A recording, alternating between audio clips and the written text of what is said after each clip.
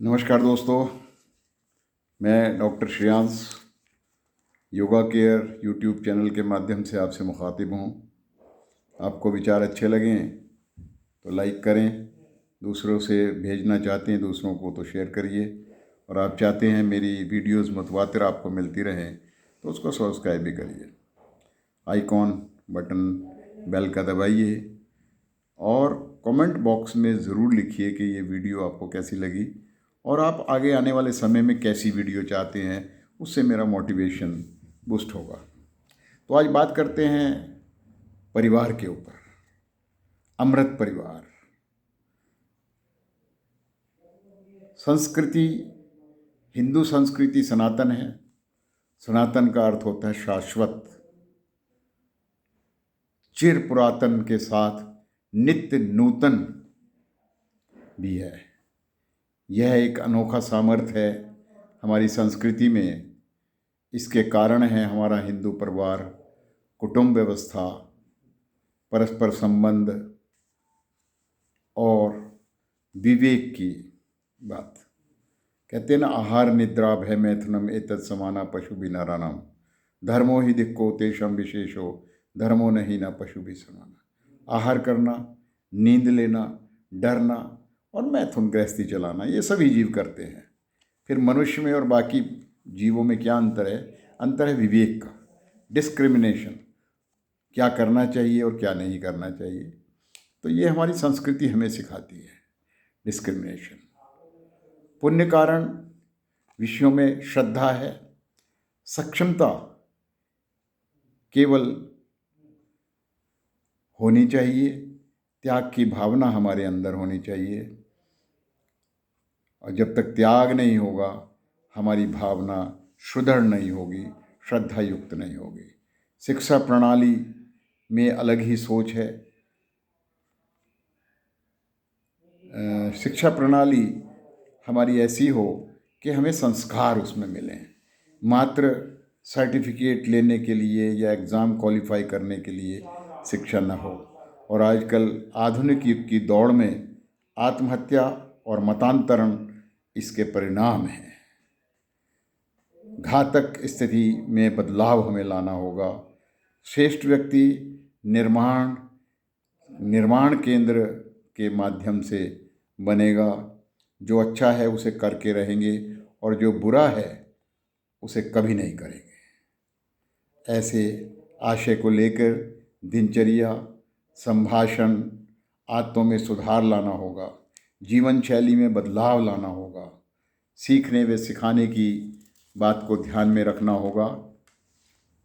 और कुछ बिंदु इस संदर्भ में कहे गए छोटी छोटी बातों को जीवन में हम ये लाएंगे, उनका बहुत बड़ा महत्व है। हमारे परिवार की व्यवस्था, समाज व्यवस्था में सुधार आएगा और हम इसे सक्षम, सुदृढ़ बना पाएंगे। तो हमारा दायित्व क्या है? हम अधिकारियों की बात करते हैं लेकिन दायित्व की बात नहीं करते। घर में 3 पीढ़ियां प्रयासपूर्वक साथ साथ रहें। दादाजी के संस्कार पोते में आएंगे, क्योंकि निश्चित आएंगे। दादाजी रोज़ पूजा करते हैं, सैर करने जाते हैं, चिंतन करते हैं, मनन करते हैं, सुबह और शाम प्रभु का ध्यान करते हैं। ये बातें देखकर बच्चों में आती हैं। कहने से बच्चा अडॉप्ट नहीं करता है, कम करता है। फिर एक नया कल्चर हो गया हमारे देश में, डमी एडमिशन्स। जो बच्चे बहुत ज़्यादा अपने को इंटेलिजेंट समझते हैं वो स्कूलों में डमी एडमिशन लेते हैं और उनको हाज़िरी जाना नहीं पड़ता है, अटेंडेंस मिल जाती है और वो एग्ज़ाम में क्वालिफाई करते हैं, प्राइवेट ट्यूशन्स लेते हैं। इससे जो व्यवस्था है, जो गुरुकुल की व्यवस्था है, साथ पढ़ने की व्यवस्था है, उसका प्रभाव है, उससे हम वंचित रह जाते हैं। भगवान राम को किस चीज़ की कमी थी या कृष्ण को किस चीज़ की कमी थी? वो घर पे स्कूल को ला सकते थे, लेकिन नहीं, वो स्कूल में जाके पढ़े। अपने कुल की बातें, पूर्वजों की उपलब्धियों का व्याख्यान ज़रूर करना, औरों को सहयोग करना हम सिखाएं बच्चों को।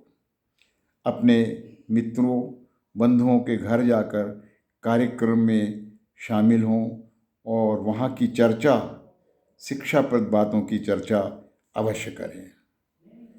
जल और बिजली का संरक्षण हमारे लिए बहुत ज़रूरी है, उसकी चर्चा करनी चाहिए। अच्छी शिक्षाप्रद कॉमिक्स लाकर बच्चों को दीजिए ताकि वो पढ़ के संस्कारित हो सके। घर के काम स्वयं करने की प्रेरणा भी अवश्य दीजिए ताकि कुशलतापूर्वक कौशल लगा के उस कार्य को करें हम। बच्चों को अपनी ऋतुएं, दिशाएं, राशि, ग्रह, मास, तिथि, नक्षत्र आदि का ज्ञान यथासंभव देना चाहिए।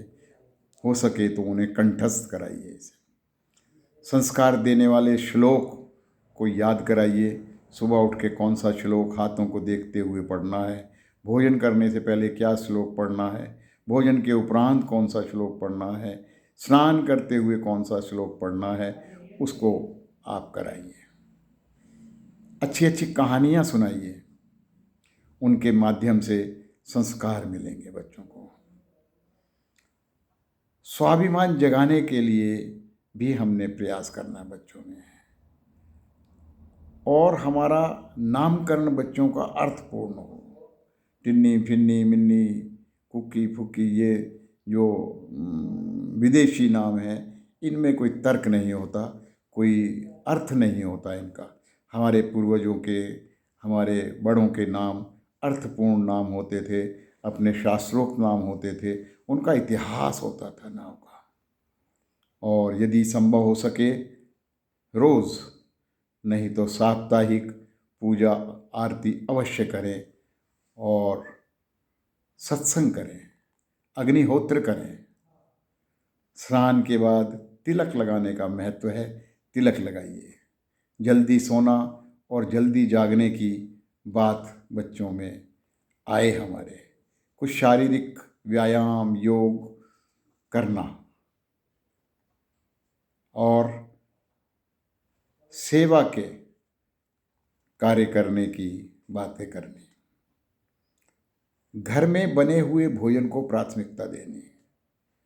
ठीक है, यदा कदा यदि हो तो बाहर का भोजन भी लें, तो ना लें तो अच्छा है, लेकिन आजकल युग ऐसा है कि कभी कभी लेना पड़ता है। लेकिन प्राथमिकता, इम्पोर्टेंस जो है, प्रेफरेंस, वो घर के भोजन को देनी चाहिए। भोजन संबंधी अनियमितताओं की चर्चा करें। कब खाना, कैसे खाना, कितना खाना, क्यों खाना, इसकी चर्चा घर में रहनी चाहिए। और घर में मातृभाषा का ही प्रयोग करें तो बहुत सुंदर है। घर में आने वाले की जाति न पूछी जाए। बड़े बुजुर्गों के कार्यों में मदद करने की भावना हमारे अंदर आए। वस्तुओं को यथास्थान रखें ताकि ढूंढने में समय नष्ट ना हो हमारा। स्वच्छता, सरलता, परस्पर प्रीति, विश्वास के भाव हमारे अंदर जागृत हों। घर में तुलसी का पौधा अवश्य लगाइए। उसके तुलसी के लाभ के बारे में अवश्य बताइए। उसके महत्व को, औषधीय गुणों की चर्चा करिए बच्चों से। गंगा, गीता, गौमाता, गुरु और गायत्री का सम्मान करें, इन पे चर्चा की जाए। समाज सुधारक स्वामी विवेकानंद, राम तीर्थ, रामकृष्ण, गुरु नानक, गौतम, महावीर, उनके चित्र घरों में लगाएं और उनकी चर्चा करें, उनकी जीवनी पे प्रकाश डालें। ईश्वर के बारे में श्रद्धा हमारे अंदर रहे।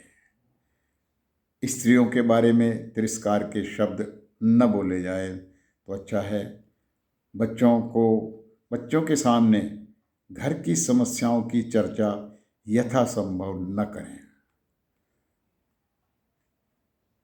इच्छाएं अपनी सीमित रखें। परिग्रह प्रमाण व्रत, दहेज न लें, वधू को नीचा न समझें, उसके अंदर हीन भावना न आए।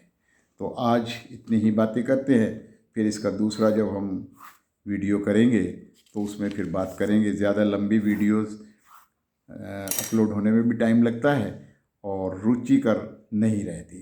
तो आज इतना ही। हम प्रयासपूर्वक अपने परिवारों में अमृतमय वातावरण पैदा करें। आज इतना ही। आपका बहुत बहुत धन्यवाद। नमस्कार।